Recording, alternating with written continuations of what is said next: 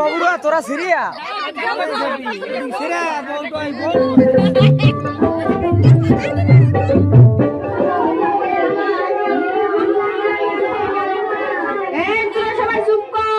আমি যেটা বলছি সেটা তোরা মন দিয়ে শোন। আজ আমাদের স্কুলে শিক্ষা দপ্তর থেকে লোক আসছে চেকিং করার জন্য।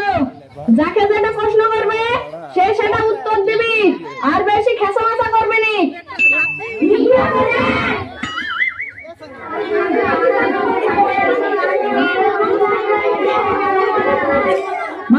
মাস্টারমশাই, আমাদের স্কুল চেকিং করার লাগি শিক্ষা দপ্তর থেকে স্যার চলে এসেছে।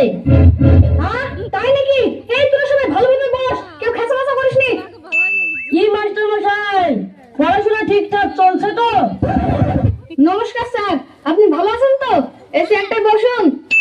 ঠিক আছে, কোনো অসুবিধা নেই। বাচ্চারা তোমরা সবাই বসো, আমি তোমাদেরকে কিছু প্রশ্ন করব, সঠিক সঠিক উত্তর দেবে।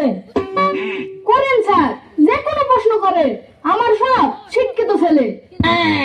তাহলে বলো তো, ভারত স্বাধীন কবে হয়েছিল? একটু দাঁড়ান স্যার, হিসাব করি। রবি, সোম। স্যার, ভারতবর্ষ স্বাধীন হয়েছিল 20 দিন আগে।